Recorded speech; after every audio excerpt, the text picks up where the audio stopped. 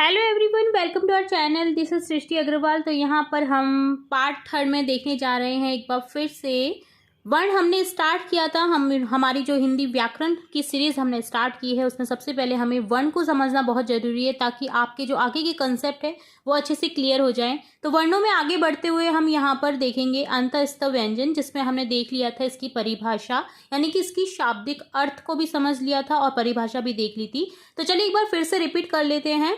तो शाब्दिक अर्थ क्या होता है अंतःस्थ व्यंजन का? अंदर की ओर या मध्य में रहने वाला। आप समझ चुके होंगे कि जिनका उच्चारण करते वक्त अगर श्वास वायु जो है मुख में अंदर की ओर प्रवेश करती है वे कहलाते हैं अंतःस्थ व्यंजन। ठीक है, जिसका शाब्दिक अर्थ क्या होगा? अंदर की ओर या मध्य में रहने वाला। तो आप समझेंगे जब हम इन्हें देखेंगे कि किस तरह से आप उनका प्रोनाउंसिएशन कर रहे हैं, यानी उच्चारण कर रहे हैं, और आपकी जो श्वास वायु है वो मुख में अंदर की ओर से आ रही है या बाहर की ओर से आ रही है, वो आप पहचान लेंगे। ठीक है, ये संख्या में 4 होते हैं। ठीक है, और कौन कौन से होते हैं? ये, रे, ले, वे। अब आप इसका प्रोनाउंसिएशन करके देखिए, यानी कि उच्चारण करके देखिए। ये को देखिए, ये कहाँ से आ रही है ध्वनि?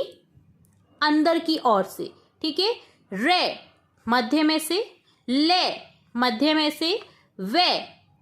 आप किसी न किसी चीज को जो है आपके मुंह में जो बीच का पार्ट है ना, सभी जो ये चारों वर्ण हैं, चारों वर्ण बीच में से कहीं से आ रहे हैं। ये की ध्वनि अंदर से आ रही है, रे की उससे आगे, ले की उससे आगे, वे की उससे आगे। ठीक है, तो आप इनका उच्चारण करके देख रहे होंगे कि ये अंदर के स्पर्श व्यंजन है, यानी कि अंदर के व्यंजन हैं ये, जिनसे जो ध्वनि है वो हमें पहचान में आ रही है कि वो अंदर से आ रही है, इसलिए इन्हें क्या कहा जाता है? अंतःस्थ व्यंजन। समझ चुके आप? अंतःस्थ व्यंजन क्या होता है? जिनकी ध्वनि, वर्ण जिनका उच्चारण करते समय श्वास वायु मुख में अंदर की ओर प्रवेश करती है, अंतःस्थ व्यंजन कहलाते हैं। ये संख्या में 4 होते हैं। तो आपको बता देना है कौन कौन से होते हैं। वो होते हैं ये, रे, ले, वे। कौन कौन से? ये, रे, ले, वे क्या होते हैं? अंतःस्थ व्यंजन। ठीक है, बहुत काम आते हैं, बहुत इंपॉर्टेंट है ये। इनसे रिलेटेड क्वेश्चन आपको डेफिनेटली एग्जाम में मिलता ही मिलता है। जब भी आप कोई भी कॉम्पिटिटिव एग्जाम में प्रिपरेशन करेंगे तो आपको इनका ज्ञान होना बहुत जरूरी है। चलिए नेक्स्ट देखेंगे। 3rd नंबर का हमारा अब है ऊष्म व्यंजन। ऊष्म व्यंजन। ठीक है, अब ऊष्म व्यंजन से आप ऊष्मा से रिलेट कर रहे होंगे इसको। ठीक है, जिसमें कोई ना कोई ऊष्मा लग रही होगी जिनके उच्चारण में। ठीक है, तो इनकी जो परिभाषा है वो इन्हीं वर्ड से ही समझ में आ जाती है। तो पहले शाब्दिक अर्थ देखते हैं, जो कि होता है गण। ऊष्म यानी ऊष्म, ऊष्मा जो कि क्या होता है? गण। तो शाब्दिक अर्थ इसका क्या हो जाएगा?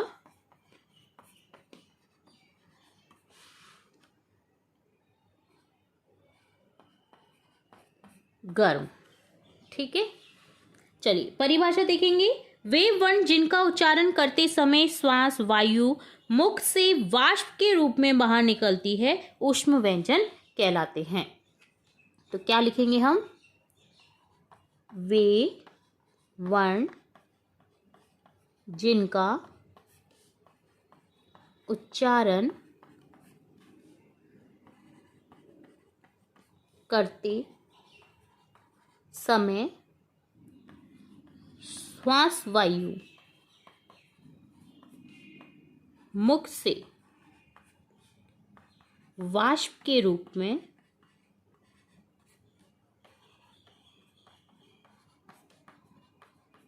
बाहर निकलती है वे कहलाते हैं ऊष्म व्यंजन।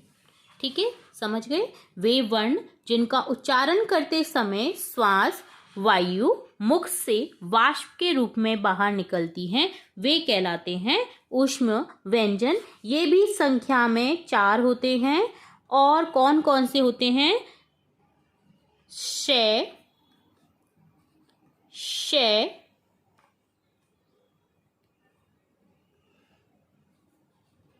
से, है। तो नीचे हलंत लगाना है। कौन कौन से हैं? से, शे, से, है। चारों ही जब आप उच्चारण करें ना तो हमारी जो है मुंह की वाष्प बाहर निकलती है, खासकर इन तीनों में। ठीक है, शे, से। ठीक है, तो आपको देख रहा होगा कि आपके मुख में से वाष्प के रूप में कुछ निकल रहा है, यानी आपको जोर भी देना पड़ रहा है इन शब्दों को बोलने के लिए। तो ये क्या होते हैं? यानी कि इनमें ऊष्मा देनी पड़ रही है, तो ये होते हैं ऊष्म व्यंजन, जो कि होते हैं शे, से, है। 4 होते हैं। तो आप इसे नोट करना चाहें तो नोट कर सकते हैं। ये थे हमारे अंतःस्थ व्यंजन और ये था हमारा ऊष्म व्यंजन। आप स्क्रीनशॉट लेना चाहें तो आप स्क्रीनशॉट भी ले सकते हैं। ठीक है, तो ये देखिए हमने इन्हें समझ लिया है, जो कि बहुत ही इम्पोर्टेंट रहता है। आपके जो वर्ण व्यंजन, जब आप स्पेशली जब आप संधि पढ़ोगे ना, तो ये सब चीज़ें बहुत ही ज़्यादा इम्पोर्टेंट होती हैं। तो आप समझ चुके हैं अंतःस्थ क्या होता है, ऊष्म व्यंजन क्या होता है। अब नेक्स्ट हम बात करेंगे संयुक्त वर्ण की।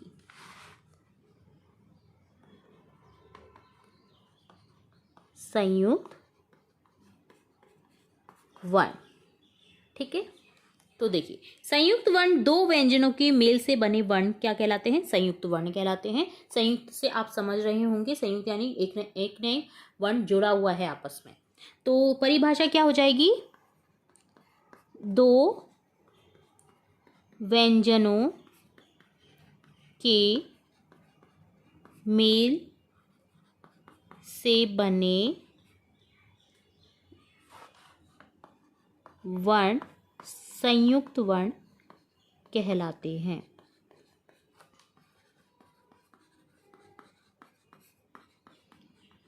कौन कौन से होते हैं? शे, त्रे, गे और श्रे। ठीक है, जो ये श्रेय है ना, ये आपका देवनागरी लिपि में रहता है। ठीक है, इसके अकॉर्डिंग देवनागरी लिपि में वर्णों की संख्या बढ़ जाती है। ठीक है, तो हमने वो भी पढ़ा है, पहले ही पार्ट में पढ़ा था हमने। तो आपको इस तरह से इन्हें लर्न करना है। ठीक है, तो चलिए अब इसका देखते हैं कि किस किस में संयुक्त वर्ण में क्या क्या जुड़ा हुआ है, ताकि आप पहचान पाएँ कि संयुक्त वर्ण ये क्या है। ठीक है, तो देखिए देवनागरी लिपि जो होती है ना, इसमें जो इन्हें मिलाकर के 52 वर्ण हो जाते हैं। ये ध्यान रखिए आप, देवनागरी में ये मिल जाता है और फिर देवनागरी में क्या मिलता है? डे और ढे, नीचे बिंदी वाले। ठीक है, इनका हम आगे डिस्कस करेंगे। तो इन्हें मिलाकर के देवनागरी बनती है 52 वर्णों की, नहीं तो क्या होता है 49 वर्ण होते हैं। ठीक है, तो 50, 51, 52 तीनों मिलकर के ये हो जाता है देवनागरी लिपि में, और हिंदी लिपि में 49 वर्ण होता है। ठीक है, तो ये बहुत ही, ये बालपोथी तक रहता है। गे तक क्या रहता है? बालपोथी। तो ये चीज़ें जो है मैं आपको इसलिए बता रही हूँ कि कभी कभी आजकल इन चीज़ों को, बेसिक चीज़ों को पूछ लिया जाता है, क्योंकि बच्चे इन पर ध्यान नहीं देते हैं। तो बालपोथी में रहता है क्षेत्र गे तक, और देवनागरी हिंदी लिपि में रहता है ये श्रेय तक। ठीक है, अब देखिए अब कौन कौन से वर्णों से मिलकर बना है ये आपको जानना बहुत जरूरी है। तो देखिए शे बना है के प्लस शे, आपका ये जो ऊष्म व्यंजन है और स्पर्श व्यंजन है, के और शे दोनों से मिलकर के बना है शे। ठीक है, चलिए नेक्स्ट देखेंगे त्रे, जो कि बना है ते और रे से। ठीक है, गे बना है जे और ये से। ठीक है, इसमें बहुत ज़्यादा कंफ्यूज हो जाता है बच्चों को कि ये किससे बना हुआ है। गे जो ज्ञानी वाला गे है, किससे बना हुआ है? ये जे और ये से। और अब लास्ट है श्रेय, जो कि बना है शय सलजम वाला आधा उससे और रे आधे से, तो ये बन गया श्रेय।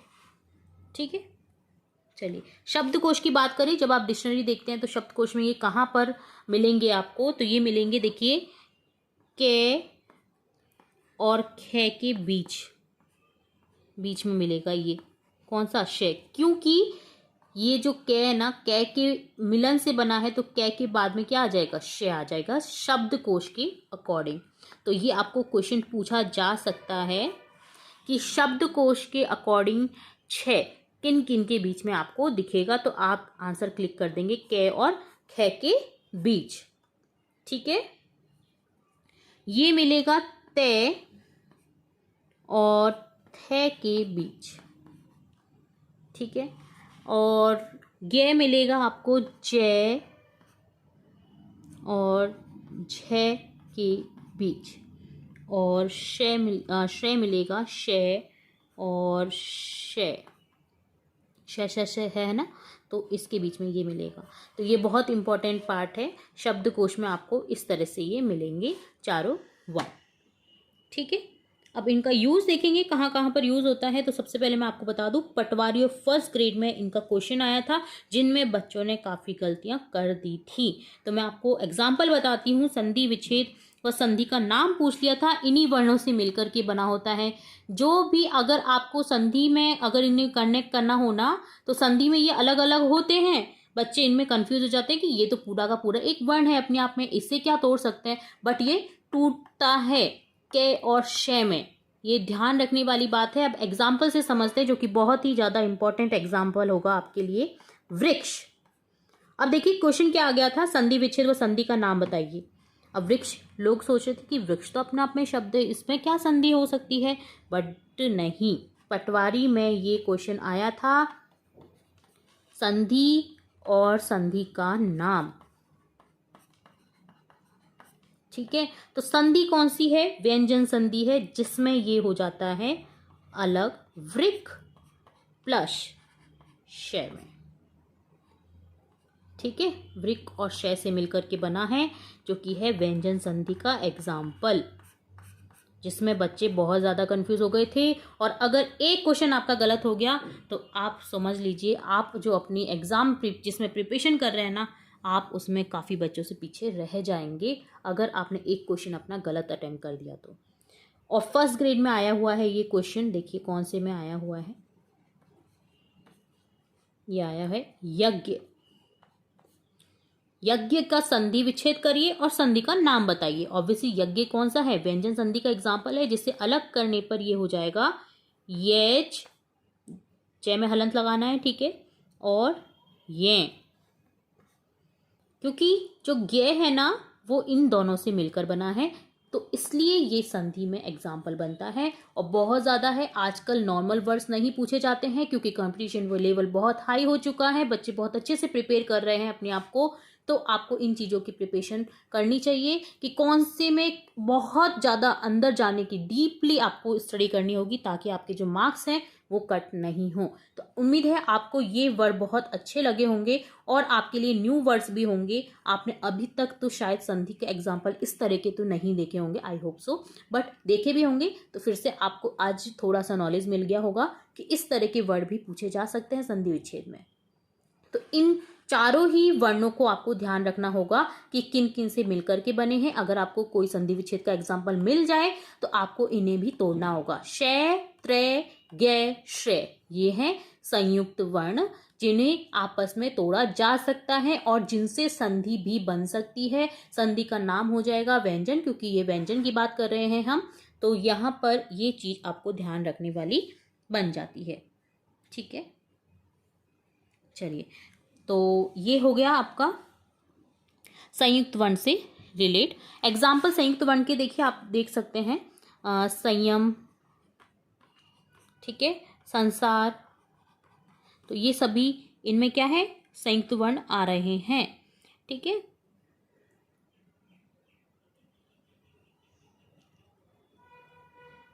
अपवाद यहाँ पर होता है अन्य, सामान्य, कन्या, ये जो है ये संयुक्त वर्ण जो है उनमें नहीं गिना जाता है। ठीक है। तो संयुक्त वर्ण का जो है इस तरह से हमें बहुत ही अच्छे से आपको पढ़ाने की कोशिश की है कि संयुक्त वर्ण क्या क्या होते हैं, श्रेय, त्रय, ज्ञेय, श्रेय जिन्हें आपस में तोड़ा जा सकता है, जिनसे रिलेट इस तरह के एग्जाम्पल आपको मिल सकते हैं अपने एग्जाम में, बहुत ही ज़्यादा इंपॉर्टेंट रोल अदा करते हैं एग्जाम्स में। ठीक है, तो इस तरह से ये है आपका संयुक्त वर्ण कंप्लीट होता है। तो उम्मीद है आपको संयुक्त वर्ण की परिभाषा और एग्जाम्पल समझ आ गए होंगे, क्योंकि ये बहुत ज़्यादा इंपॉर्टेंट है, इसलिए मैं आपको बार बार मैं इसे कह रही हूँ कि आप इसे ज़रूर से ध्यान रखिएगा इन वर्णों को। ठीक है, तो इसी तरह आगे भी अब हम बढ़ते हुए आगे भी बढ़ेंगे और हिंदी व्याकरण को देखेंगे और भी जो आगे की आपकी थ्योरी है वो भी समझेंगे। तो उम्मीद है आपको ये वीडियो बहुत ही अच्छा लगा होगा। अगर अच्छा लगा हो तो कमेंट बॉक्स में ज़रूर से बताएं। अगर नहीं भी लगा है, कोई कमी लगी है आपको, तो वो भी हमें कमेंट बॉक्स में बताएं। तो इसी तरह और भी न्यू वीडियोज़ देखने व सुनने के लिए जुड़े रहें हमारे चैनल के साथ। वीडियो को पूरा देखने के लिए धन्यवाद।